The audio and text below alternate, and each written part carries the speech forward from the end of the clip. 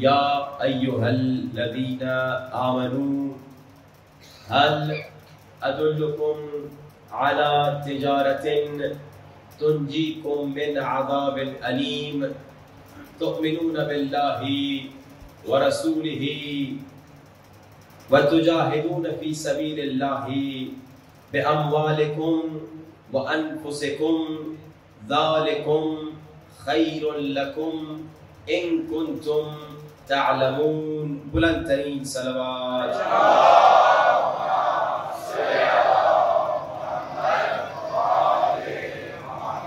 اذان واجب الاحترام پچھلے 2 دنوں سے عظیم کامیابی کے موضوع پر اس آیے مبارکہ سورہ صف کی تلاوت کا شرف حاصل کرتے ہوئے گفتگو کا آغاز کچھ اس انداز سے کر رہے ہیں کہ خالق کائنات اس آیت میں انسانوں سے یا ایھا الناس کہہ کے خطاب نہیں کہہ رہا. اس آیت میں یا ایھا المسلمون کہہ کے مسلمانوں سے خطاب نہیں کر رہا، بلکہ اس آیت میں یا ایھا الذین آمنو اے مومنوں سے خطاب کر رہا ہے. اور گفتگو چل رہی ہے کہ یہ مومن کون ہوتا ہے، یہ مومن کسے کہا جاتا ہے، مومن ہوتا کون ہے.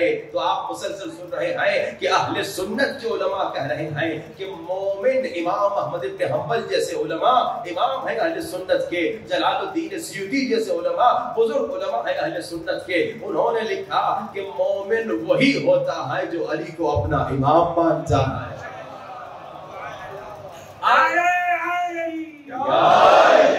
آج ایک پہلو اور سے گفتگو کو آغاز کرتے ہوئے آگے لے جانا چاہتا ہوں کہ یہ مومن کون ہے، مومن کسے کہا جاتا ہے، مومن ہوتا کون ہے. تو یہاں ابھی تک تو میں نے اہل سنت کے علماء کا جملہ آپ کو بتایا، ان کی کتابوں سے ریفرنس دیا، لیکن آج میں ایک عظیم اور شان لوگوں کے جملوں کو کوٹ کرنا چاہتا ہوں کہ یہ مومن کون ہوتا ہے، مومن کسے کہتے ہیں. بڑے عظیم و شان لوگ ہیں یہ جن کا میں جملہ کوٹ کرنے والا ہوں. یہ ہیں اصحاب رسول.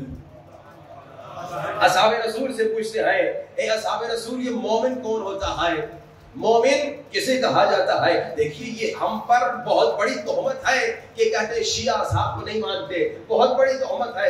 خدا کی قسم ہم اصحاب رسول کو مانتے بھی ہیں اور ہمارا عقیدہ ہے کہ ہم اپنی جان ان اصحاب رسول پر قربان کرنے کو تیار ہیں جنہوں نے اپنی جان رسول پہ قربان کر دی.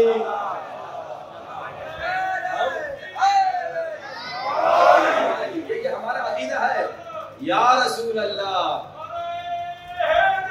یا ہمارا عقیدہ ہے، یہ شیعوں کا عقیدہ ہے کہ شیعہ اصحاب کا احترام کرتا ہے. لیکن ایک بریکٹس میں ایک بات کہتا چلوں. دیکھیے مسئلہ صرف اتنا سا ہے، میں نے کیا کہا، ان اصحاب پہ جان قربان کرنے کو تیار ہیں جنہوں نے اپنی جان رسول پر قربان کی. اور وہ جو رسول کی مدد کے لیے میدان میں آئے تو تھے، مگر حالات کے بگڑنے پہ مڑ گئے، رسول کو چھوڑ گئے، رسول بلاتے رہے، وہ پہاڑوں پہ جاتے رہے. اب آپ خود سوچئے، یہ ہمارا ذرا ذہن اس کو مانتا نہیں. بلکہ میں ایک اور مثال دیتا ہوں، ذرا اس مثال. بھائی ایک ایم پی ہے، ایم ایل اے ہے، اس کا کوئی سیکرٹری ہے. اب سیکرٹری کی کوئی ویلیو نہیں ہے. کوئی ڈاکٹر صاحب اس کا کوئی سیکرٹری ہے، اس سیکرٹری بیچارے کی ویسے کوئی ویلیو نہیں، لیکن ڈاکٹر کی وجہ سے اس سیکرٹری کی بھی ویلیو ہو جاتی ہے، اس کی عزت کرتے ہیں. ہاں بھائی یہ ڈاکٹر فلاں ڈاکٹر صاحب کا سیکرٹری ہے، فلاں ایم ایل اے کا سیکرٹری ہے، فلاں ایم پی کا سیکرٹری ہے. تو سیکرٹری کی آپ عزت ویسے نہیں کرتے کیونکہ وہ کیا نام ہے خود کوئی ایک انسان ہے. اس مثال میں سیکرٹری کی آپ عزت کیوں کرتے ہیں؟ کیونکہ فلاں ایم ایل اے کا سیکرٹری ہے، فلاں ایم پی کا سیکرٹری ہے، فلاں منسٹر کا سیکرٹری ہے. اب میں ایک سوال پوچھوں ذرا، یہ کامن سینس کا سوال ہے. اچھا آپ سیکرٹری کو عزت دے رہے ہیں کیونکہ یہ فلاں ایم پی کا سیکرٹری ہے. اب وہی سیکرٹری اس ایم پی کی بے عزتی کرے، نہیں معلوم کوئی میرے ساتھ ہے یا نہیں. آپ سیکرٹری کو عزت دے رہے ہیں کہ بھائی یہ فلاں ایم پی کا سیکرٹری ہے، فلاں ایم ایل اے کا سیکرٹری ہے، لیکن وہی سیکرٹری اسی M P M L A پہ شک کرے. اس پر ہذیان کی تہمت لگائے تو آپ کا کامن سینس کیا کہے گا؟ کیا اب بھی سیکرٹری کی عزت کرے یا نہ کرے؟ بھائی ایک کامن سینس کی بات ہے، لیکن یہ میرا موضوع نہیں، گفتگو کو آگے لے کے چلتے ہیں۔ اصحاب کی ہم عزت کرتے ہیں۔ آج اصحاب کرام سے پوچھتے ہیں، اے رسول خدا کے صحابہ ذرا بتائیے مومن کون ہوتا ہے، مومن کسے کہتے ہیں؟ اور اصحاب کرام، حضور اصحاب کرام رسول کی یہ وہ اصحاب ہے جن کے بارے میں ہمارے سنی بھائی کہتے ہیں، ہم نہیں کہتے، ہمارے سنی بھائی کہتے ہیں کہ اصحاب اتنے عظیم ہیں کہ اصحابی کالنجوم بأیہم اقتدیتم اہتدیتم۔ یہ ہمارے اہل سنت کے بھائی کہتے ہیں کہ اصحاب ستاروں کے مانند ہے، جس کی بھی پیروی کرو گے کامیاب ہو جاؤ گے۔ اب میں اپنے سنی بھائیوں کو ہاتھ جوڑ کے کہوں گا، اے میرے سنی بھائیوں، یہ میرا جملہ نہیں، اصحاب رسول کا جملہ ہے، کسی کی بھی پیروی کرو تو کامیاب ہو جاؤ گے۔ اس جملے کی پیروی کرنا، خدا رہا اس جملے کی پیروی کرنا، کیا کہہ رہے ہیں اصحاب رسول؟ اصحاب رسول کہتے ہیں اللہ کے رسول کے زمانے میں جب کبھی ہم دیکھنا چاہتے تھے کہ یہ جو آدمی آ رہا ہے، یہ شخص جو آ رہا ہے، یہ اپنا ہے یا پرایا ہے؟ اصحاب رسول اپنا ایک معیار بتا رہے ہیں۔ کوئی آ جاتا تھا ہمارے پاس، اپنا آدمی تھا، ہم جانتے نہیں تھے، تو ہم ذرا دیکھنا چاہتے تھے اپنا ہے یا پرایا ہے، مومن ہے یا منافق ہے۔ وہ جو حد کا طالب ہو، یہ معیار کسی عام انسان کا نہیں، اصحاب رسول کا معیار ہے۔ اصحاب رسول کہتے ہیں رسول خدا کے زمانے میں جب ہم دیکھنا چاہتے تھے، جب ہم جاننا چاہتے تھے، جب ہم پرکھنا چاہتے تھے یہ آنے والا مومن ہے یا منافق ہے، شریف ہے یا خبیث ہے، اپنا ہے یا پرایا ہے، تو ہم کیا کرتے تھے؟ ہم اصحاب نے ایک معیار بنا کے رکھا تھا۔ اے صحابیوں، اے رسول کے صحابیوں، تمہارا معیار کیا تھا؟ اصحاب کہتے ہیں ہمارا معیار یہ تھا، کنا نعرف المنافقین ببغضهم علیہ، ہم علی کا نام لے کے دیکھتے تھے، اگر چہرہ بگڑ گیا تو سمجھتے تھے منافق ہے، اگر خوش ہو گیا مومن ہے۔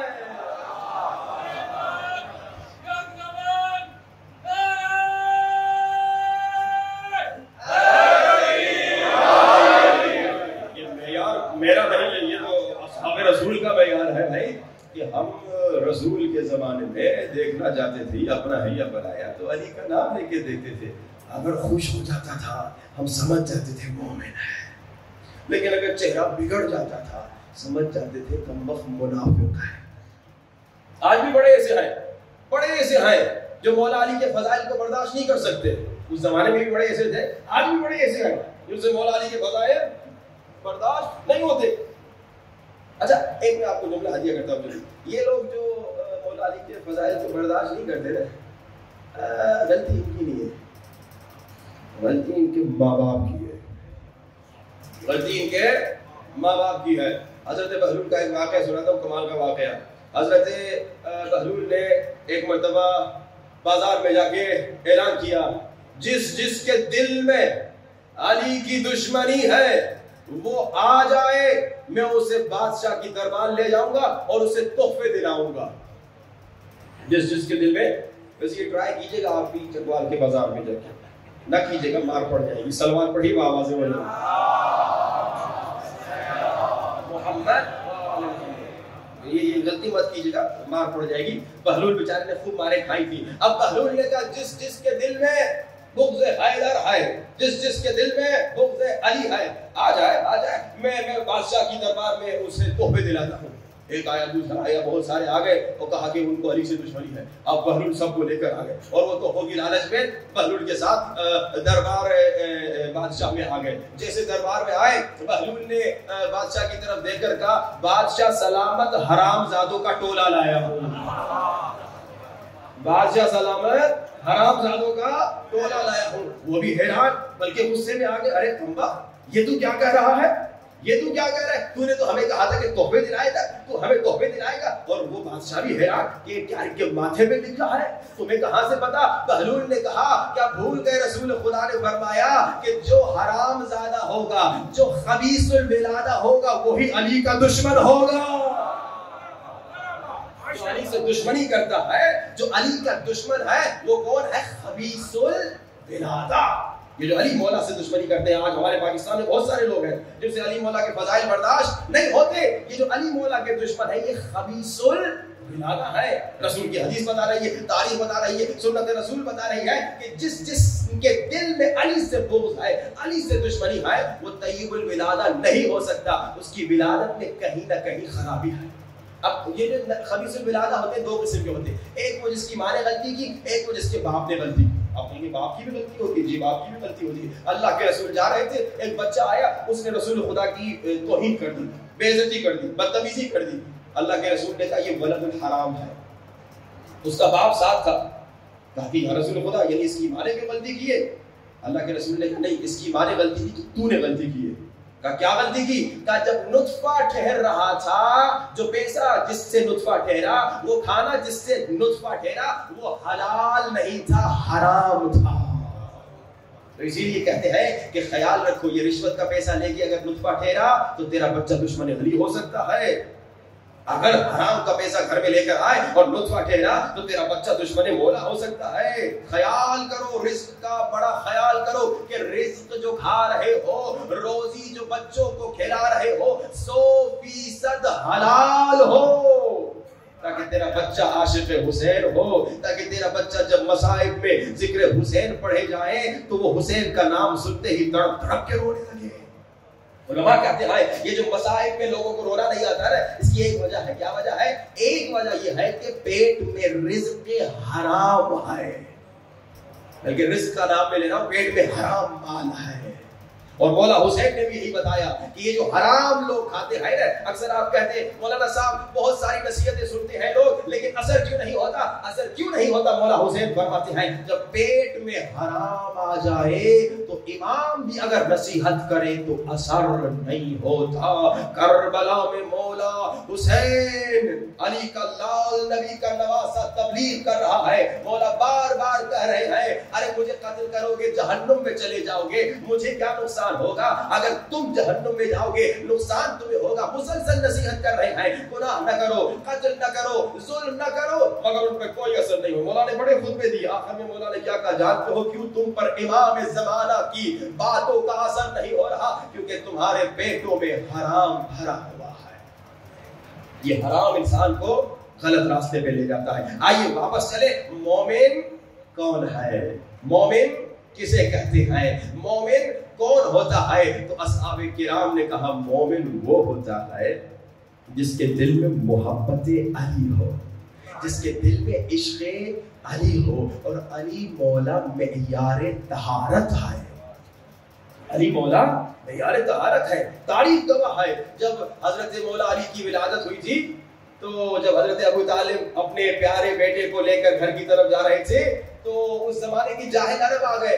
انہوں نے کہا ہمارے یہاں دستور ہے جو بھی بچہ پیدا ہوتا ہے اسے اجدہا سونگتا ہے, اور سونگ کے بتاتا ہے کہ بچے کی حالت کیا ہے, بچے کی سچویشن کیا ہے. بچہ اگر ٹھیک ہوتا ہے تو چھوڑ دیتا ہے, اگر ٹھیک نہیں ہوتا اسے تنگ کرنے کی کوشش کرتا ہے. کہا کہ ابو طالب تیرا بچہ بھی ہمارے شہر میں پیدا ہوا ہے, یہ ہمارے شہر کا قانون ہے, لے کر آ جا اپنے بچے کو اجدہا کے سامنے. ابو طالب نے کہا لے جاؤ میرے بچے کو, اب دیکھنا تیرے اجدہا کا حشر کیا ہونے والا ہے. اجدہا کو قریب لایا گیا, علی مولا جھولے میں ہے, اجدہا کو چیر دیا. علی مولا نے اجدہا کو چیر دیا, اور جب اجدہا کو چیرا اب عرب پریشان, وہ کافر پریشان, مشرک پریشان. ابو طالب ابھی تک تو, آج تک تو جب ہم جاننا چاہتے تھے, جب ہم دیکھنا چاہتے تھے کون طیب الولادہ ہے, کون خبیث الولادہ ہے, تو اجدہا معیار طہارت تھا.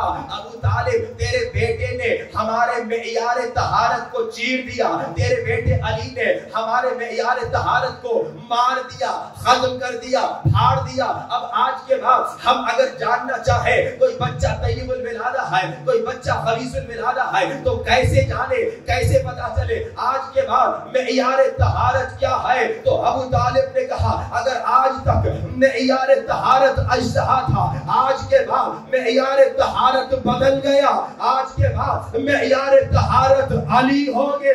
جس کے دل میں علی کی محبت ہوگی وہ طیب الولادہ, اور جس کے دل میں علی کی دشمنی ہوگی خبیث الولادہ.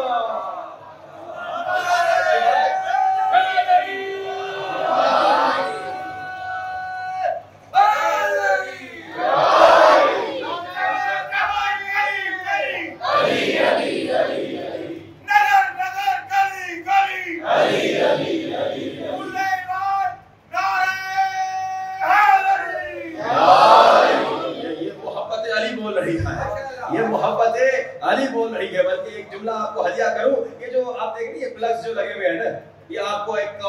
बात सुनाओ, ये जो प्लग्स लगे हुए हैं ना, इसमें आप हीटर लगा लें तो क्या होगा, गर्म हवा देगा, ऐसे ही है ना।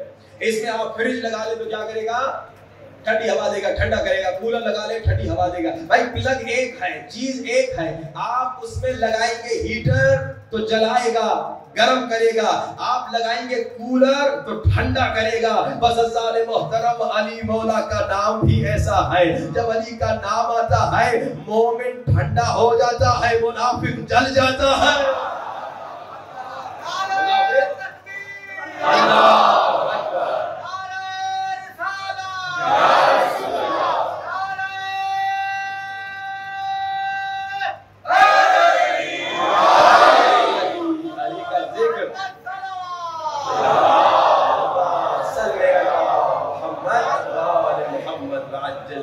अली के जिक्र से चेहरों पे नूर आता है, गुरूर जाता है, सुरूर आता है।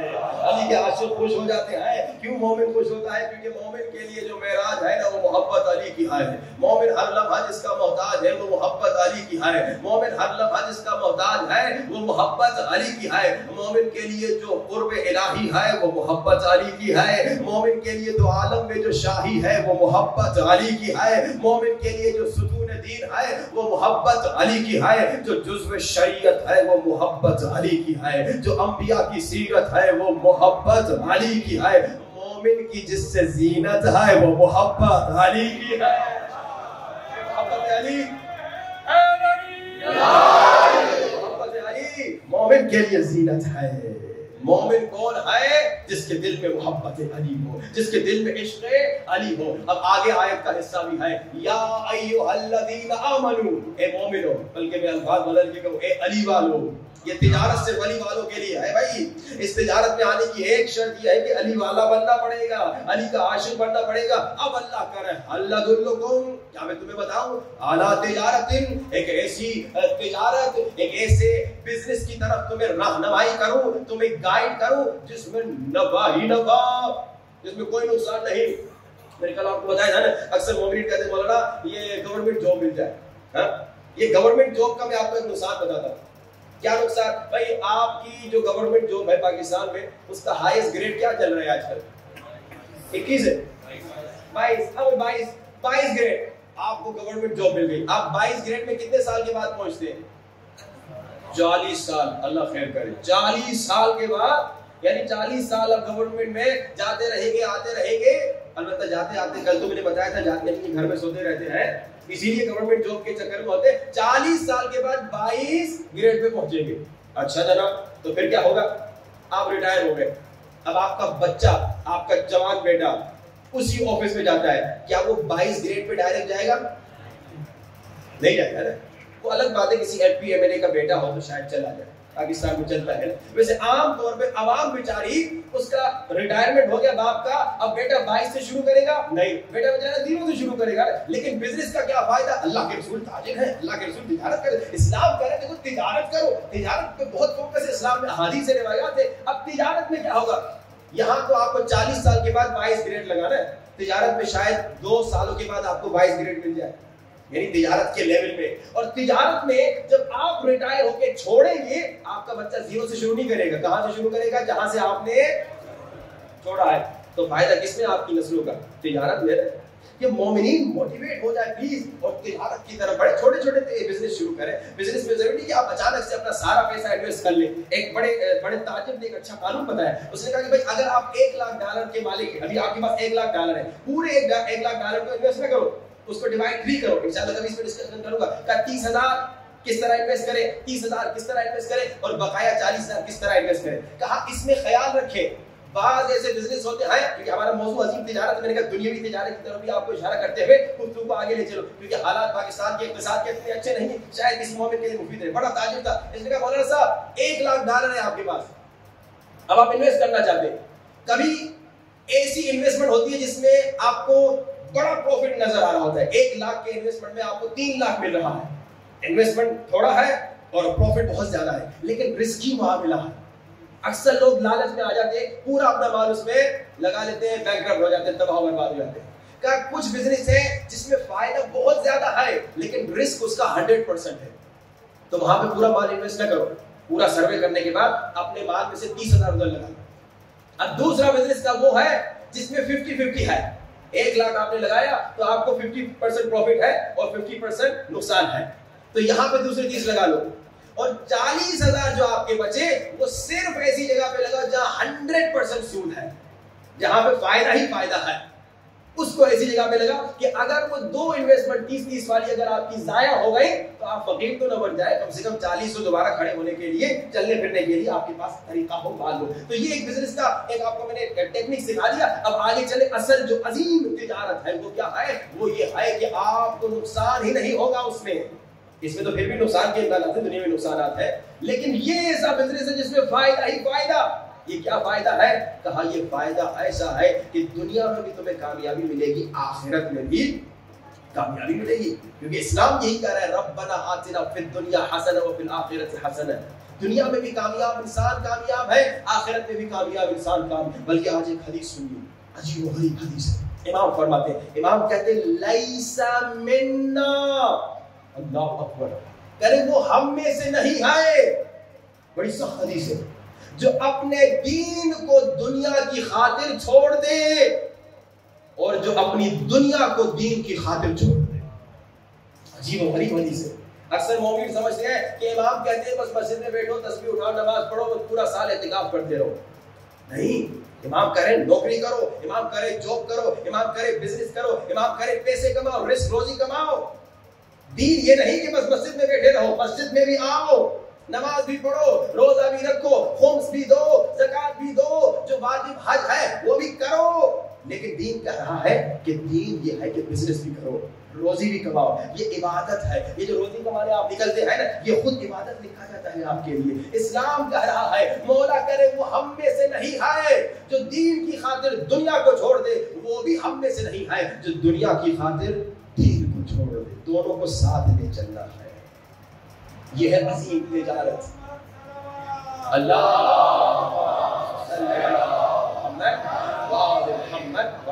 अजीम तिजारत यही है। इस्लाम में कामयाब इंसान वो है जो दुनिया में भी कामयाब, आखिरत में भी कामयाब। अब ये अजीम कामयाबी और अजीम तिजारत में एंट्री लेने के लिए अल्लाह ने कहा एक शर्त तो ये है कि तुम मोमिन रहे। मोमिन के लिए इजाजत है इस तिजारत में आने की। और दूसरी शर्त क्या है? दूसरी शर्त ये है कि अपने अंदर से ये जो निजासत है ना, ये जो हैवानियत है, ये निकाल ले। और हमने दो दिनों से गुफ्तगू की एक खतरनाक सिफत हैवानी जो क्या है? गुस्सा। और आज इंशाअल्लाह कोशिश करूंगा इसको वाइंड अप करूं और कल से दूसरी सिफत हैवानियत पर गुफ्तगू करूं। लेक्चर खुद इसी गुस्से पर अच्छी खासी गुफ्तगू हो सकती है, लेकिन मैं चाह रहा हूं कम से कम 3-4 सिफात हैवानियत की तरफ इशारा कर लूं ताकि मोमिन इंशाअल्लाह कोशिश करें उन सिफात को अपने अंदर से निकालें। आपने सुना गुस्सा कितना खतरनाक है। इंसान गुस्से में आकर अगर गुस्सा इंसान पे कंट्रोल करे तो इंसान कातिल बन सकता है, इमाम की बेइज्जती कर सकता है, इंसान बड़े बड़े जुल्म कर सकता है। आपने कल सुना कि इंसान गुस्से में आकर तलाक दे सकता है, इंसान गुस्से में आकर न जाने क्या क्या जुल्म कर देता है। ये गुस्सा अगर आप पे कंट्रोल करे तो आपको जलील और रुस्वा कर देगा, लेकिन गुस्से पे अगर आप कंट्रोल करें और अगर गुस्से को आप मैनेज करें तो आप कामयाब हैं। गुस्सा अगर सही वक्त पे हो, सही जगह पे हो और सही तरीके से हो तो आपको कामयाबी देगा। जैसे आग, भाई आग अगर सही तरह से इस्तेमाल हो तो आपको खुशी देगी ना, खाना पका के देगी, आपको गर्म करेगी गर्मियों में। ये इसी तरह गुस्सा भी अगर कंट्रोल में हो, मैनेज हो तो आपको कामयाबी देगा। कल आपने सुना इतने बुजुर्ग आयतुल्लाह का वाकया कि उनकी बीवी ने उनके साथ बदतमीजी की। 4 मुजतहिदीन घर में बैठे थे, उनको गुस्सा आ रहा था, जाहिर बात है कि इंसान है, लेकिन उन्होंने कहा अगर मैं भी गुस्सा करूं तो मुझको और उसमें क्या फर्क रहा। अक्सर लोग कहते हैं उसने मेरे साथ गुस्से से बात की, बदतमीजी से बात की, मैं अगर उससे शरीफ कर उनके बात करूंगा तो सर पे चढ़ जाएगा। यह अकीदा गलत है आपका। भाई कुत्ता अगर मैं रास्ते में जा रहा हूं, कुत्ता मुझ पे भौंके तो क्या मैं भी उस पे भौंकूं? हर अकलमंद इंसान यही कहेगा वो कुत्ता है, वो भौंक रहा है, मैं भी कुत्ता बनूं। अगर तो गुस्से में आपके साथ बदतमीजी कर रहा है तो उसके अंदर कुत्ते की सिफत आ गई, ये वहशीगरी, ये हैवानियत है। अब उसको आप कुत्ता ना कहे ताकि और गुस्से में आके आपको खुदा न खास्ता मार दे, लेकिन ये तो हैवानी सिफत है। जब वो हैवानी सिफत में मुब्तला हो गए, आप क्यों हैवानी सिफत में मुब्तला हो रहे हैं? आपको इंसान है, वो बेचारा शायद गाफिल है, शायद उसे मालूम नहीं ये सिफत हैवानिया है, शायद उसे मालूम नहीं कितनी नुकसानदायक सिफत है। इस गुस्से को मैनेज करना सीखें। जैसे मैंने कहा, गुस्सा अपनी जाती हवा और हवस के लिए नहीं इस्तेमाल कीजिए। بلکہ غصہ کرے تو کس پر کرے؟ اللہ کے دشمن پہ، نبی کے دشمن پہ، علی کے دشمن پہ. لیکن اس غصے کو بھی مینیج کرنا ہے. کیسے مینیج کریں؟ کیا مطلب؟ دیکھیے اللہ نے قرآن میں حضرت موسیٰ کا غصہ بتایا نا ہارون پہ، اللہ نے قرآن میں حضرت سلیمان کا غصہ بتایا ہدہد پہ، حضرت یونس کا غصہ بتایا اپنی کافر قوم پہ. یہ کس کے لیے تھا؟ کیا ذات کے لیے تھا؟ نہیں، اللہ کے لیے تھا نا. لیکن اللہ نے قرآن میں بتایا، سمجھایا کہ دیکھو اس غصے کو بھی مینیج کرو. جس کل میں نے آپ کو سنایا کہ شامی شخص نے مولا حسن کو کتنا برا بھلا کہا، مولا حسن کے بابا کو برا بھلا کہا، تو مولا نے اسے مینیج کر کے سکھایا نا. مولا نے کہا دیکھو اگر میں اس کے غصے میں اس کے ساتھ غصے سے بات کروں گا تو پھر فائدہ نہیں نا. یہاں غصے کو مینیج کرنا ہے. یہی تبرہ ہے. تبرہ بھی ہمیں یہی سکھا رہا ہے کہ بھائی دشمن علی پر تبرہ واجب ہے. یہ غصہ ہے. دشمن اہل بیت پر تبرہ واجب ہے، لیکن اسے مینیج کرنا ہے طریقے سے. کیسے مینیج کرنا ہے؟ اللہ قرآن میں کہہ رہا ہے دیکھو کسی کے جھوٹے خدا کو اس کے سامنے جھوٹا نہ کہو. یعنی تبرہ جب کر رہے ہو کسی ایسے کے سامنے نہ کرو جو اس کو بہت بڑی چیز سمجھتا ہے. کیوں؟ کیونکہ وہ پلٹ کے تیرے سچے خدا کو جھوٹا کہے گا. حضرت ابوذر کا واقعہ ہے. حضرت ابوذر ایک جگہ سے گزر رہے تھے، دیکھا کچھ لوگ بت بنا رہے ہیں اور اپنے ہاتھوں سے بنائے ہوئے بتوں کو سجدہ کر رہے ہیں. ابوذر کو غصہ آیا. ابوذر بڑے مومن تھے، ایمان کے 9 درجے پر تھے. ابوذر کو غصہ آیا، لیکن انہوں نے کہا ابھی اگر میں غصے میں آ کر ان کو نصیحت کروں گا نہ ان پہ اثر ہوگا نہ ہی کیا نام ہے کوئی فائدہ ہوگا. انہوں نے کہا اس غصے کو میں مینیج کرتا ہوں. موقع کا تلاش تھا کہ کب کیسے میں ان کو سمجھاؤں. ہر روز وہاں سے گزرتے تھے. ایک مرتبہ دیکھا وہی بت پرست رو رہے ہیں. کہا کیوں رو رہے ہو؟ کہا وہ کل ہمارے عبادت خانے کا دروازہ کھلا رہ گیا تھا، وہ ایک کتا آ گیا تھا کمبا، اس نے ہمارے خداؤں پہ پیشاب کر دیا.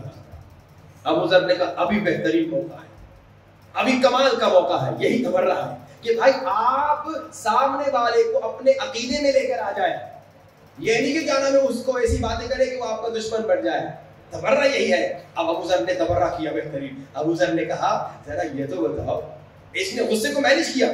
بیٹا ابوذر کو غصہ آ رہا تھا لیکن غصے کو مینیج کیا. ابوذر نے کہا یہ تو بتاؤ تیرا یہ خدا جو خود کو کتے کے پیشاب سے نہیں بچا سکتا تمہیں کیسے بچائے گا؟ وہ سدھر گئے، وہ ٹھیک ہو گئے. بات تو صحیح کہہ رہے. یہ ہے طریقہ غصے کو مینیج کرے. پاکستان میں انفارچونیٹلی جیسے میں نے کہا کہ بھائی یہ کسی نے روڈ پہ کہہ دیا، اس نے قرآن پھاڑ دیا، اس نے رسول کی توہین کر دی، سب مارنے شروع ہو جاتے ہیں بیچارے کو. اور بعد میں پتا چلتا ہے وہ بیچارے کی کوئی کسی کے ساتھ ذاتی دشمنی تھی، اس نے قرآن کو ہاتھ تک بھی نہیں لگایا تھا، تہمت لگائی گئی تھی. میں ایک سوال کہتا ہوں آج آپ مومن سے. ہم اسیوم کرتے ہیں کہ بھائی اس شخص نے قرآن پھاڑا تھا، اس شخص نے رسول کی توہین کی تھی. اب ایک سوال، بجائے اس کے کہ اس کو آپ مار پیٹ کے ختم کر لیں، آپ پہلے سوچیں اس نے یہ کام کیوں کیا. اس نے یہ کام کیوں کیا، یہ فکر کہاں سے آئی. اگر غصے کو مینیج کرنا آپ جانتے ہو، آپ سوچیں گے یہ قرآن کی بے حرمتی کی فکر کہاں سے آئی، یہ رسول کی بے حرمتی کی فکر کہاں سے آئی. آپ غصے کو اگر مینیج کرنا سیکھیں اس اصل فکر کو ختم کریں گے. اس ایک انسان کو آپ جو مار رہے ہیں، پہلی بات تو پتا چلے گا کہ وہ بیچارہ تھا ہی نہیں، اور دوسری بات کہاں مجھے بتائیے اسلام نے کہا ہے کہ بھائی ایسے لوگوں کو روڈ پہ مارو پیٹو اور ختم کر دو. یہ اسلام تھوڑی ہے. اسلام تو امن کا پیغام دیتا ہے، اسلام تو پیس کا پیغام دے رہا ہے. کہاں بتائیے اس طرح سے رسول خدا نے کہا مارو پیٹو. بھائی یہ واقعہ امام حسن کے ساتھ لوگ امام حسن کے سامنے گالیاں دے رہے ہیں، مولا علی کو، مولا علی کو گالیاں دے رہے ہیں، امیر المومنین کو. امام حسن نے کیا کہا؟ مارو پیٹو نہیں. امام نے کہا صبر کرو، اسے تھک جانے دو. امام نے کیا کہا؟ اگر تو بھوکا ہے میں کھانا دیتا ہوں، اگر گھر نہیں تو میرے گھر میں آ جا، اگر گھوڑا نہیں تو میں گھوڑا دیتا ہوں. دیکھیے یہ غصے کو مینیج کرنا ہے. امام محمد باقر علیہ الصلوۃ والسلام، ایک شخص امام کے پاس آیا، امام کی والدہ کی توہین کرنے لگا.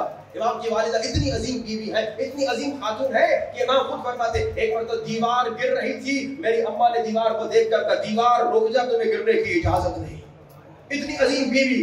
ایک شخص آ گیا امام کے سامنے، امام کی والدہ کو برا بھلا کہنے لگا، تہمت لگانے لگا. اب غصہ انسان کو آئے گا نا، مگر امام نے سکھایا غصے کو مینیج کرو. یہاں پہ مارنے پیٹنے کا کیا فائدہ؟ کہ پتہ نہیں پاکستان کے معاشرے میں مارنے پیٹنے کے علاوہ کچھ اور نظر نہیں آتا. بھائی اس انسان کو کیوں مار رہے ہو؟ وہ انسان شاید کسی کے دھوکے میں آ گیا، شاید کسی کے پروپیگنڈا میں آ گیا، شاید آپ کے 2 اچھے الفاظ اسے چینج کر کے عاشق قرآن بنا دے، شاید آپ کے 2 الفاظ اسے چینج کر کے عاشق رسول بنا دے۔ یہ مار پیٹ کے آپ کیا کر رہے ہیں؟ اگر برفرض ہم اسیوم کرتے ہیں کہ وہ دشمن تھا، جب آپ نے اس کو مار پیٹ کے ختم کر دیا تو آپ نے تو 5 اور دشمن بنا دیے، جو اس کے بچے ہیں، اس کی بیوی ہے، وہ تو اور اسلام کی توہین کریں گے۔ کمال تو یہ ہے نا کہ دشمن کو اپنا بنا دو، کمال تو یہ ہے نا کہ دشمن کو اپنا بنا دو۔ رسول خدا نے کیا کیا؟ اپنے اخلاق سے، مولا حسن نے کیا کیا؟ اپنے اخلاق سے دشمن کو اپنا بنایا۔ فارسی کا شعر کہتے ہیں واہ محبت خار ہاؤ گل بھی شمت، محبت سے کانٹے پھول بن جاتے ہیں، مگر پاکستان میں محبت نظر ہی نہیں آتی، لڑائی جھگڑا فتنہ فساد۔ افسوس کی بات، یہ دشمن کی سازش ہے۔ انشاءاللہ آئندہ دنوں میں اگر وقت رہا اس پہ گفتگو کروں گا۔ یہ دشمن کی سازش ہے کہ پاکستان کو کمزور کر دو لڑائی جھگڑے کر کے، اور افسوس پاکستانی مومنین بھی، پاکستانی مسلمان بھی، پاکستانی حکمران بھی سب جناب اس سازش کا شکار ہو چکے ہیں، اور سارے جناب اسی نہج پہ چل رہے ہیں، اسی راستے پہ چل رہے ہیں جس پہ دشمن چلوا رہا ہے۔ امام کی والدہ کی اس نے توہین کی، امام نے غصہ مینج کرنا سکھایا، امام کی والدہ کو تہمت لگائی۔ امام نے کہا اگر جو باتیں تو میری ماں کے بارے میں کہہ رہا ہے اگر یہ باتیں سچی ہیں، امام کو پتا تھا کہ تہمت لگا رہا ہے، لیکن مینج کرنا غصے کو، دشمن کو اپنا بنانا۔ اگر یہ باتیں جو تو میری ماں کے بارے میں کہہ رہا ہے اگر یہ سچی ہے تو میں دعا کرتا ہوں اللہ میری ماں کو بخش دے، اور اگر یہ باتیں تہمت ہے جو کہ مجھے معلوم ہے تہمت ہے تو میں دعا کرتا ہوں کہ اللہ تجھے ہدایت دے۔ یہ غصے کو مینج کرنا۔ بھائی امام خمینی جنہوں نے انقلاب اسلامی ایران لایا، ان کو بڑا غصہ تھا، بڑے جلالی تھے۔ آج کل کے دیگر علماء تھوڑا ڈپلومیٹک کبھی گفتگو کرتے ہیں، یہ کبھی ڈپلومیسی نہیں کرتے تھے، ڈائریکٹ کہتے تھے سلمان رشدی نے گناہ کیا، اس نے کتاب لکھی غلط، اہل بیت کی توہین، رسول کی توہین، قرآن کی توہین، انبیاء کی توہین، کہا سلمان رشدی واجب القتل ہے، بالکل ڈائریکٹ جلال میں آ کے فوراً کہتے تھے، کوئی کمپرومائز نہیں کرتے تھے۔ انہیں بڑا غصہ تھا، لیکن انہوں نے اپنے غصے کو مینج کیا۔ چھوٹے تھے، ایران میں شاہ کا زمانہ تھا، کیا ہوتا تھا خواتین کے سروں سے چادریں چھینتے تھے، عزاداری منع ہو گئی تھی، بڑا ظلم تھا ایران میں، بڑے ظالم لوگ چھوٹے چھوٹے گاؤں میں ہوتے تھے، بڑے بڑے ارباب سیٹ صاحب ہوتے تھے، اور اسی طرح کیا نام ہے بڑے بڑے مالک ہوتے تھے، وہ عوام پہ ظلم کرتے تھے، ان کی عورتوں پہ ظلم کرتے تھے، ان کی بچیوں پہ ظلم کرتے تھے۔ امام خمینی یہ سب دیکھتے تھے، انہیں غصہ آتا تھا، جلال آتا تھا۔ امام خمینی کے بابا کو شہید کر دیا گیا، انہیں غصہ آیا، انہیں جلال آیا۔ اب 2 طریقے تھے، ایک تو جیسے پاکستانی کرتے جا کے 2 لوگوں کو پکڑ کے مار دو۔ امام خمینی نے کہا میں اس غصے کو یوز کروں گا، اس غصے کے ذریعے سے موٹیویشن ان کو مل رہی تھی کہ میں ایسا کام کروں کہ آج کے بعد ایران میں کوئی کسی خاتون کے سر سے چادر نہ چھینے۔ ان کو غصہ آ رہا تھا، لیکن غصے کے 2 طریقے تھے، ایک تو غصے میں آ کے کوئی ایکشن کر لے، ایک دوسرا اس غصے کو یوز کر کے ایک پلاننگ کے تحت بڑا پروگرام انٹروڈیوس کرے۔ کہا آزاداری مولا حسین بند کر رہے ہیں ایران میں، شیعہ ملک میں، ایران تو ہمیشہ شیعہ ملک تھا بہت زمانے سے، تو ایران میں شیعہ ملک میں آزاداری امام حسین بند کر رہے ہیں۔ غصہ آتا تھا، انہوں نے کہا میں غصے کو مینج کروں گا، غصے کو یوز کروں گا، ایسا انقلاب لاؤں گا کہ پورا ایران حسین حسین کرے گا۔ اور یہی انہوں نے کیا کہ الحمدللہ آج وہاں پہ خواتین چادر پہن کے گھومتی ہے آرام سے، آج وہاں پہ قدم قدم پہ جگہ جگہ پہ مولا حسین کا نام ہے، مولا حسین کا ذکر ہے۔ واحد ایسا ملک ہے جہاں پورے ملک میں اشہد ان علی ولی اللہ کی اذان ہے۔ یہ کسی غصے کو یوز کیا امام خمینی نے۔ غصے کو کنٹرول کیجئے اور مینج کیجئے تو آپ کو بہت فائدہ دے گا، کیونکہ یہ ایک ایموشن ہے، ایک احساس ہے ہمارے اندر، اس کو اگر ہم یوز کریں، مینج کریں صحیح طرح سے تو ہمیں فائدہ دے گا۔ بالکل جیسے میں نے آگ کی مثال دی، مولا نے فرمایا غصہ آگ ہے، غصے کو یوز کریں، مینج کریں۔ اب بہت ساری باتیں تھی، میں اس میں یہاں تک غصے کو روکتا ہوں، اور کچھ میں نے نسخے بتائے تھے غصے پہ کنٹرول کرنے کے، کچھ تو پچھلے میں نے بتائے، 2-4 آج بتا دوں۔ ایک غصہ آئے تو اپنی سچویشن بدلو، کھڑے ہو بیٹھو، بیٹھے ہو لیٹ جاؤ، دوسرا وضو کرو، تیسرا صلوات پڑھو۔ اب جن نے 500 صلوات پڑھی وہ بھی تو ہاتھ اٹھا کے بتائے نا، صلی اللہ محمد وآل محمد۔ اب مجھے لگ یہ رہا ہے کہ جتنے لوگوں نے کل وعدہ کیا سب نے ماشاءاللہ آج 500 صلوات پڑھی ہے۔ چکوال کے مومنین کے لیے بلند ترین صلوات محمد وآل محمد، اور جنہوں نے نہیں پڑھی خدا را صلوات. دیکھیے اگر میں یہ کہتا نا کہ ہر روز 500 روپے مولانا کے اکاؤنٹ میں ڈال دو تو پھر تو آپ کو پریشان ہونے کی ضرورت تھی. لیکن میں نے کہا ہر روز 500 صلوات اپنے آخرت کے اکاؤنٹ میں ڈال دو. تو یہاں کنجوسی نہ کیجیے. وہاں آخرت میں نا جب قیامت کے دن یا برزخ میں آپ دیکھیں گے یہ لوگ جو آپ کے ساتھ بیٹھے ہوئے تھے اور ہر روز 500 صلوات پڑھ رہے تھے اور آپ سن رہے تھے مگر عمل نہیں کر رہے تھے, تو وہاں آپ کو بڑی حسرت ہوگی کہ ہم بھی تو سنتے تھے, مجلس میں ہوتے تھے مگر سستی کرتے تھے, امام کو تحفہ نہیں دیتے تھے. ہمارا ساتھ والا پڑھتا گیا صلوات اور اسے دیکھیے کتنا اجر ملا اور امام کو ہدیہ دے. حل جزاء الاحسان الا الاحسان. اب غصے پہ کنٹرول کریں. کیسے؟ اگر آپ غصے پہ کنٹرول کرنا چاہ رہے ہیں معاف کر دیں. انسان غصے پہ کب کنٹرول نہیں کر پاتا؟ کیونکہ وہ معاف نہیں کرتا. اگر آپ معاف کر دیں ایک انسان کو تو کیا ہوگا؟ آپ کو سکون مل جائے گا, غصے پہ کنٹرول آرام سے ہو جائے گا. اور جب تک آپ کسی انسان کو معاف نہیں کرتے کیا نقصان ہوتا ہے؟ وہ کانٹا آپ کے ذہن میں چبھتا ہے, اسے کچھ نہیں ہوتا. ایک مومن آیا میرے ساتھ بیٹھا ہوا تھا, تھوڑی دیر کے بعد دوسرا مومن ہے, دونوں ہمارے دوست تھے. یہ جو پہلے ہمارے ساتھ بیٹھا ہوا تھا جیسے دوسرا مومن ہے اس کا چہرہ بگڑ گیا, یہ غصے میں آ گیا, عجیب و غریب شکل. میں نے کہا بھائی کیا ہوا؟ کوئی تکلیف ہے؟ کہا نہیں کوئی تکلیف نہیں, یہ جو سامنے والا ہے اس نے 20 سال پہلے مجھے فلاں جملہ کہا تھا. میں نے کہا وہ تو بھول گیا ہوگا لیکن 20 سال سے تیرے دماغ میں کانٹا چبھا ہوا ہے. یہ مومن جو معاف نہیں کرتے نا, یہ جو بخشتے نہیں ہے, یہ جو ایک دوسرے کو معاف نہیں کرتے, وہ جس نے گالی دی, جس نے جملہ غلط کہا اسے عذاب ہوگا, اسے سزا ملے گی, وہ تو سکون میں ہے. اس نے ایک جملہ کہہ دیا چلا گیا, 20 سال سے آپ کے ذہن میں چبھ رہا ہے اس نے مجھے یہ جملہ کہا, فلاں نے مجھے یہ جملہ کہا. خواتین میں یہ بہت زیادہ ہوتا ہے, 30 سال پہلے اس نے یہ جملہ کہا, میں کیسے بولا ہوں, اور 30 سال سے تمہارے ذہن میں یہ چبھ رہا ہے کانٹا, اسے تو کچھ نہیں ہو رہا. تکلیف تمہیں, عذاب میں تم, بخش دو, معاف کر دو, غصے پہ کنٹرول ہوگا. دوسرا کیا کریں, غصے پہ کیسے کنٹرول کریں؟ جب بھی غصہ آئے نا تو زبان پہ کنٹرول کریں, یہ منہ بند کر دیں. جھگڑا تبھی ہوتا ہے جب یہ اس نے ایک جملہ کہا, آپ نے دوسرا جملہ کہا, پھر اس نے ایک جملہ کہا, پھر آپ نے ایک جملہ کہا. لوگ کہتے ہیں کہ اگر جواب نہیں دوں گا بستی ہو جائے گی. بستی نہیں ہوگی, جواب نہیں دو گے تو عزت ہوگی. وہ ایک عالم دین کا کمال کا واقعہ ہے, کہتے ہیں کہ صبح سویرے میں دادا خود سے پڑھ کے واپس آیا تھا, تو صبح سویرے کسی خاتون نے دروازے میں دستک دی, میں نیند سے اٹھا میں نے کہا پتہ نہیں کیا ہو گیا ہے. دروازہ کھولا تو ایک بچی تھی, مومنہ تھی, اس کی تازہ شادی ہوئی تھی, اور یہ کہتی ہے کہ مولانا صاحب مجھے خبر ملی کہ آپ تازہ خون سے آئے ہیں, تو مجھے کوئی تعویذ دیجیے, مجھے کوئی تعویذ دیجیے.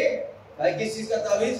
کہا وہ میری ساس جو ہے نا بہت لڑتی ہے, تو کوئی تعویذ دیجیے اس کا منہ بند ہو جائے. مولانا نیند میں تھے, انہیں بڑا غصہ آیا تھا, تو یہ گانے کا ٹائم ہے. مولانا کہا چلو ابھی ٹھہرو تعویذ دیتا ہوں. گھر گئے اور وہاں سے وہ جو بھی کاغذ نظر آئے, اخبار نظر آئے, وہاں سے ایک ٹکڑا پھاڑا اور وہ بند کر کے کہا کہ بیٹا یہ تعویذ ہے تمہارا. کہا مولانا کیسے اس کو استعمال کروں؟ کہا جب تیری ساس تمہیں ڈانٹے, گالی دے, بدتمیزی کرے اور کیا نام ہے غصہ کرے تم پہ, اسے تم دانتوں کے بیچ میں ڈال دینا, اور جتنی وہ گالی آتے اتنا اسے دبانا, جتنا وہ تم پہ غصہ کرے اتنا تم اس تعویذ کو دبانا. کچھ دنوں میں تیری ساس پہ اثر ہو جائے گا, تیری ساس چپ ہو جائے گی. یہ بڑی خوش تعویذ دے گئی اور جناب وہ ساس آ گئی. اس نے پھر بدتمیزی کا بعض ساسیں ہوتی ہیں, انہیں اچھا نہیں لگتا کہ کیا نام ہے ہمارا بیٹا کسی اور کی بیٹی کے ساتھ خوش ہے, لیکن ان کی اپنی بیٹی جب کسی اور کے بیٹے کے ساتھ بڑا خوش ہوتی ہے کہتی ہے ماشاءاللہ بیٹی بڑی خوش ہے. ہاں بھائی, یہ ڈبل پالیسی کبھی ساسوں کی مجھے عجیب لگتی ہے. ہاں بھائی, اپنی بیٹی ہی کسی اور کے بیٹے کو نچاتی ہے, گھماتی ہے, پھراتی ہے, کہتی ہے ماشاءاللہ میری بیٹی بڑی خوش ہے. لیکن کسی اور کی بیٹی آپ کے بیٹے کے ساتھ خوشی سے رہنا چاہتی ہے تو کہتی ہے کل کی لڑکی میرے بیٹے کو انگلیوں پہ نچا رہی ہے. یہ ساسوں میں اکثر پرابلم ہوتی ہے, یہ ڈبل اسٹینڈرڈ پالیسی ہوتی ہے. اب جناب ساس آ گئی اور ساس نے برا بھلا کہا, بدتمیزی کی, اس نے یہ تعویذ اپنے دانتوں میں ڈالا, وہ جتنا غصہ کر رہی ہے اتنا دبا رہی. 2-3 دنوں کے بعد وہ انڈے لے کر آ گئی, وہ مکھن لے کے آ گئی. مولانا صاحب تمہارے تعویذ نے تو معجزہ کر دیا. مولانا نے کہا تعویذ دکھا, کھول کے دکھایا, کیا تھا؟ اخبار کا ایک ٹکڑا تھا, فلاں دن فلاں جگہ پہ دھماکہ ہوا, 4 لوگ مر گئے. بھائی یہ کیا بات ہے, آپ نے تعویذ نہیں دیا, یہ کیا دیا؟ کہا تعویذ اصل میں سکوت تھا, چپ ہونا تھا. میں سمجھ گیا تیری پرابلم کیا تھی. ساس کچھ کہتی تھی, تو 4 جملے کہتی تھی, تو اسے اور غصہ آتا تھا, پھر وہ کہتی تھی, پھر تو کہتی تھی, جھگڑا ہو جاتا تھا. اب ہوا یہ کہ تیری ساس نے بدتمیزی کی, غصہ کیا, ڈانٹا, تو چپ ہو گئی. 2-4 دنوں کے بعد ساس کی تھک گئی, بیکار میں غصہ میں کیوں کر, ادھر سے جواب ہی نہیں آ رہا. علماء حق کی صحت و سلامتی کے لیے برکت سوال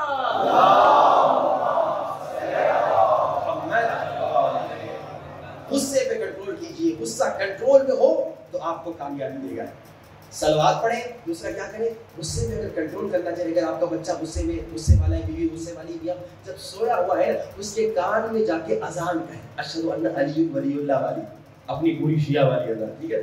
तो पूरी अजान दे, तो जब वो सोया वो आहिस्ता, ऐसे ना कि उसके कान में लाउड स्पीकर लगा दे तो और गुस्से में आ जाए, आहिस्ता से उसके कान में अजान दे। दूसरा जिक्र यूनिसिया पढ़े, ला इलाहा इल्ला अंत सुब्हानक इन्नी कुन्तु मिनज़ ज़ालिमीन। और फिर क्या, अगर गुस्से पे कंट्रोल करना चाहिए, ला हौला वला कुव्वता इल्ला बिल्लाहिल अलीय्यिल अज़ीम। ये 4-5 मैंने जिक्र आपको बताया। गुस्से पे कंट्रोल करें, गुस्से को मैनेज करें, और जैसे मैंने सुना गुस्सा सिर्फ खुदा नबी और अली के दुश्मन पे करें, वो भी टेक्निक्स के साथ, ताकि उसका असर हो। मैंने कहा तबर्रा, हज़रत अबू ज़र का तबर्रा कमाल का था। तबर्रा कमाल का है ना कि आप दुश्मन को अपना बना लें। जो मौला अली के दुश्मनों को मानता है, आप तबर्रा का कमाल ये है कि आप ऐसा काम करें कि वो जो दुश्मन अली का आशिक है वो दुश्मन अली का दुश्मन हो जाए। कमाल तो ये है ना। तो इंशाअल्लाह उम्मीद है कि हमारे मोमिनीन जो बातें सुन रहे हैं उस पर अमल करें, सुन के घर जाके भूल न जाए, अमल करें। मैं इसीलिए ये 500 सलवात की प्रैक्टिस आप लोगों से करवाता हूँ कि कम से कम आपको कोई बात मेरी मजलिस की याद न रही हो ना। जिन्होंने 40 दिन सलवात पढ़ी उन्हें ये बात जरूर याद रहेगी कि मौलवी साहब हर रोज हाथ उठवाता था, इतना हाथ तो माँ बाप ने भी नहीं उठवाया। लेकिन जरूरी है कि हम जो सुन रहे हैं उस पर अमल करें। और ये जो दिन है ना गिरिए के, इन दिनों में आइए गिरिया खूब करें। मैं इस्लामाबाद में सुबह 7 बजे पढ़ता हूँ, 5 बजे मेरो पेड़ों में पढ़ता हूँ, और आपके यहाँ 9 बजे पढ़ता हूँ। इस्लामाबाद के मोमिनीन बड़ा गिरिया करते हैं, मेरो पेड़ों के मोमिनीन और ज़्यादा रोते हैं, चकवाल के मोमिनीन 0 मेरे लिहाज से। वैसे रोते हैं मेरे लिहाज से, रोते समय लेकिन घुट घुट के रोते हैं, खुदा चीख चीख के तड़प तड़प के रोया करो। जब मर जाओगे ना कब्र में ये आवाज़ जब सुनाई जाएगी, फिर गम हुसैन में रो रहे थे, तो कब्र में सुकून मिलेगा। कब्र की तन्हाई में यही आवाज सुकून देगी कि रो रो के तू कहता था या हुसैन। रोने में बुखल नहीं करना, रोने में कंजूसी नहीं करना, चीख चीख कर। बच्चों को सिखाओ। मेरा छोटा छोटा बच्चा मेरे साथ आता है, मजलिस के बाद यूं आंसू उसको बह रहे होते हैं। एक बार तो हम कोयटा गए थे, बच्चे को साथ ले गए थे, वो स्टेज पे मेरे साथ बैठता था, सारा मजमा उसे देख के रोता था, इतना चीख चीख के रोता था। ये है इश्क़ हुसैन। बच्चों को सिखाइए। एक मोमिन ने कहा अपने बच्चों को हर जगह क्यों ले जाते हैं, थक जाते हैं आपके बच्चे। मैंने कहा थकने दो, इश्क़ हुसैन में थकना ही सवाब है। बच्चों को सिखाइए, बेटो रो गिरिया करो, चीख चीख के रोया करो। और बच्चों आज जब तुम रोते हो ना, तुम्हें कोई तमाचा नहीं मारता। ये बच्चों को सिखाइए। ए मेरे बेटे आज अगर तुम रोते हो कोई तुम्हें ताज़ियाना नहीं मारता।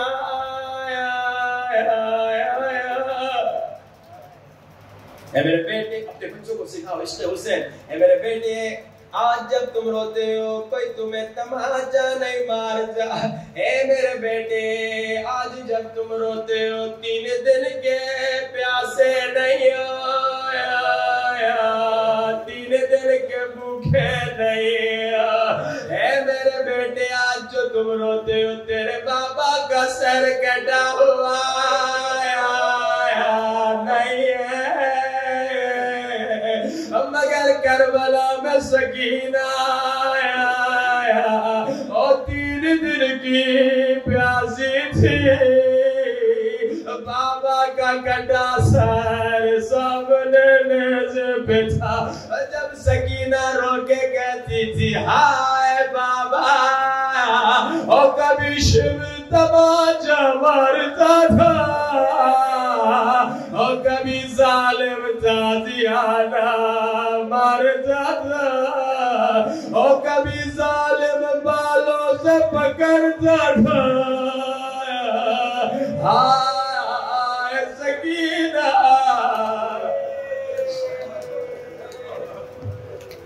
खुदा गमे हुसैन में घुट घुट के न रोना, तड़प तड़प के रोना। हमारे उस्ताद है, कहते बेटा लोगों जब भी गमे हुसैन में रोया करो ना, इतना चीख चीख के रोया करो तेरी आवाज बैठ जाए, आवाज बैठ जाए। आज तेरे गले में کوئی رسی نہیں ہے.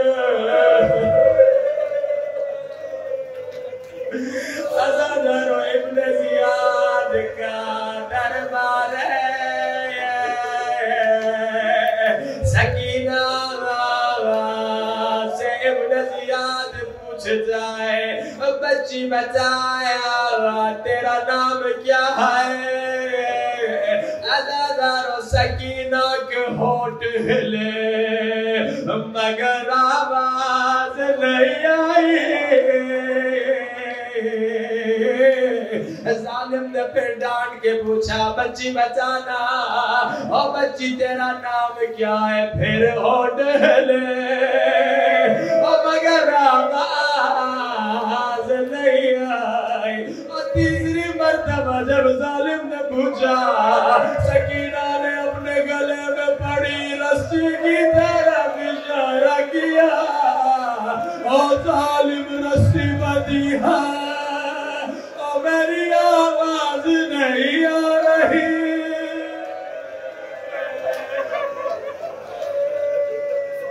بڑی بڑی کہتا روئے تڑپ تڑپ کے رونا جسے رونا نہ آئے.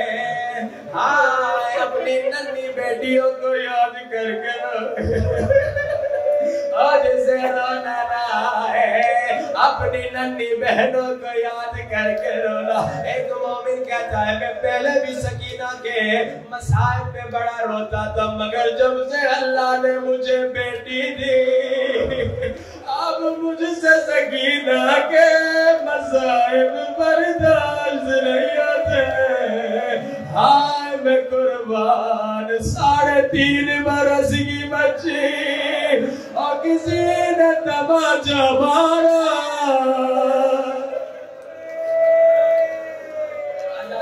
ابن زیاد نے کہا بچی کی رسی کھولو. اب ابن زیاد نے پوچھا بچی تیرا نام کیا ہے؟ سکینہ نے کہا میرا نام سکینہ ہے. ظالم جانتا تھا یہ حسین کی وہ بیٹی ہے جو حسین کے سینے پہ سویا کرتی تھی. ظالم ظلم کرنا چاہتا تھا. ظالم نے کہا سکینہ ابھی اگر تیرا بابا ہوتا کیا کرتا؟ آج سکینہ کو مدینہ یاد ہو گیا.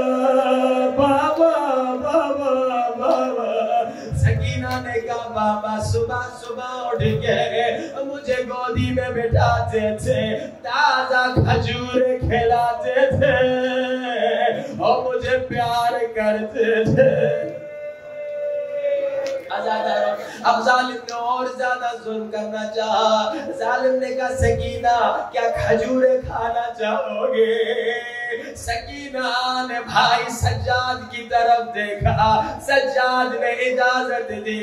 ظالم نے کہا تشت لے کر آؤ.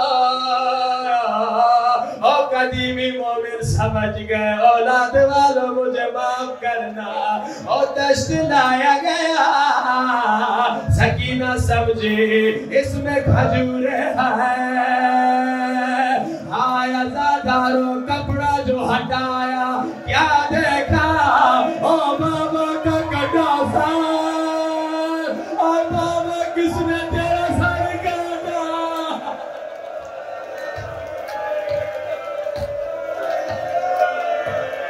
بابا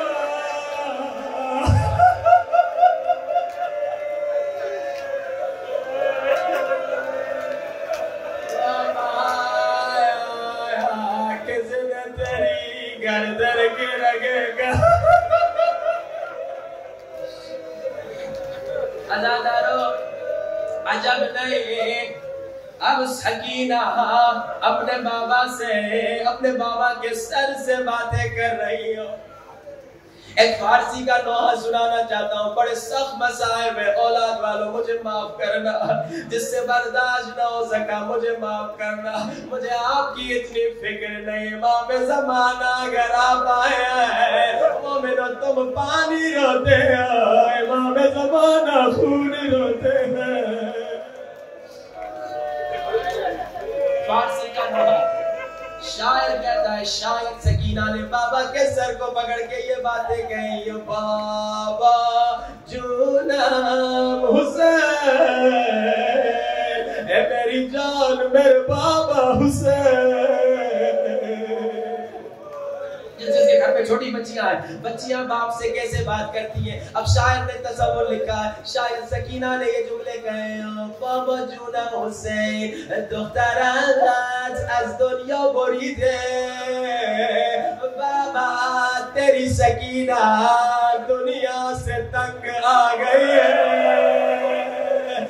بابا سکینہ مرنا چاہتی ہے, بابا مجھے اپنے ساتھ لے جا.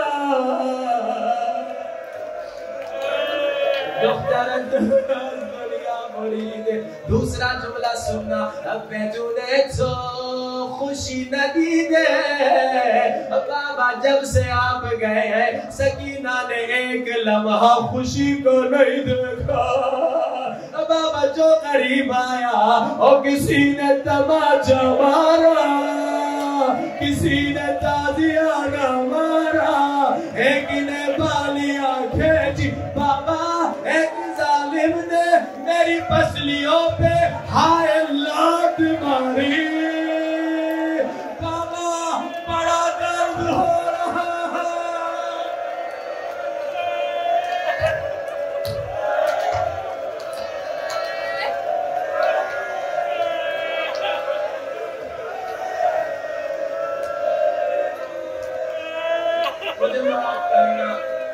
میں 3 محرم کو بھی سکینہ کے مسائل پڑھتا ہوں مسجد مصر الزحمت.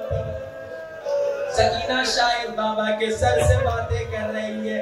بابا جان چشای زخمی تو واکن, به دخترت نگاه کن. کیا مطلب بابا اپنی زخمی آنکھوں کو کھولو,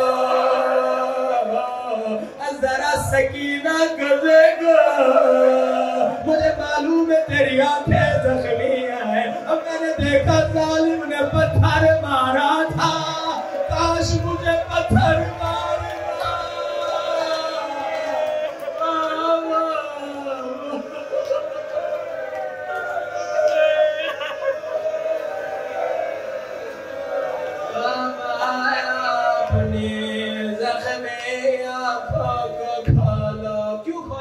اپنی سکینہ کو دیکھو, برداشت کر سکو گے. بابا کیا دیکھے حسین, بابا کہ میں تنہا کودک موسفیدر, بابا 3.5 برس کے بچوں کے سر کے بال اور سفید نہیں ہوتے. بابا آنکھوں کو کھولا, بابا سکینہ بوڑھی ہو گئی, اس بچے کو پکڑو برداشت نہیں کرتا.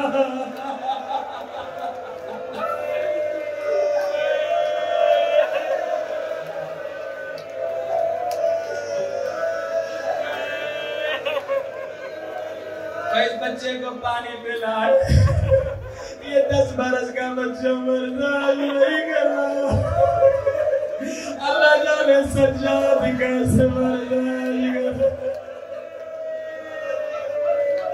بس میں نہیں پڑھ سکتا, ہاتھوں کو ذرا سے مدد کرو.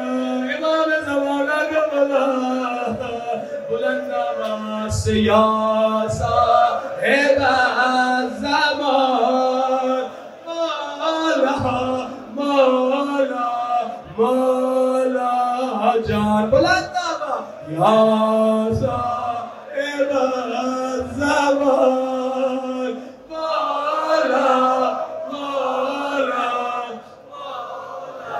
بلند آواز یا صاحب الزمان, مولا مولا مولا.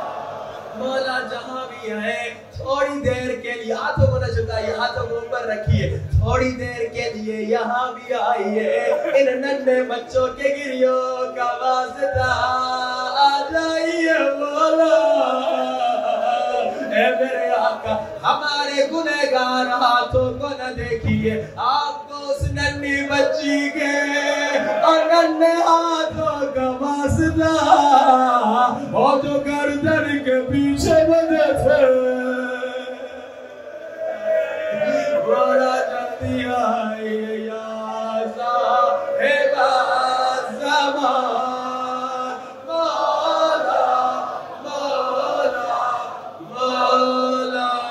جان بلند آواز یا صاحب الزمان مولا مولا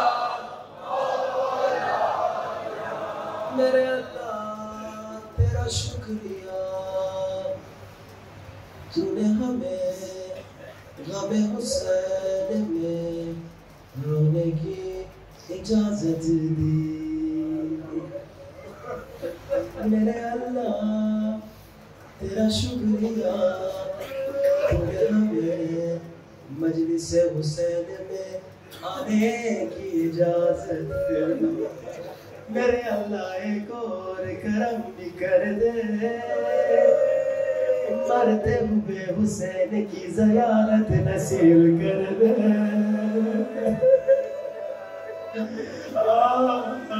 ہمارا سر حسین کے قدموں پہ ہو اور ہماری زبان پہ سلام بر حسین خدایا ان عزاداروں کو کربلا مولا حسین کی زیارت نصیب فرما خدایا ہم سب کو بار بار کربلا مشہد و نجف کاظمین صابرہ مدینہ و جنت البقیع کی زیارت نصیب فرما ہر روز ہم سب کو 500 مرتبہ صلوات امام زمانہ کو ہدیہ کرنے کی توفیق نصیب فرما جو بیمار ہے بے حق بیمار کربلا انہیں شفا نصیب فرما جو بھی اولاد ہے خدایا انہیں اولاد نصیب فرما جو بھی گناہ قید میں ہے انہیں رہائی نصیب فرما حاضرین مجلس کے مرحومین بالیان مجلس کے مرحومین ہمارے مرحومین کے لیے ایک مرتبہ سورۃ الفاتحہ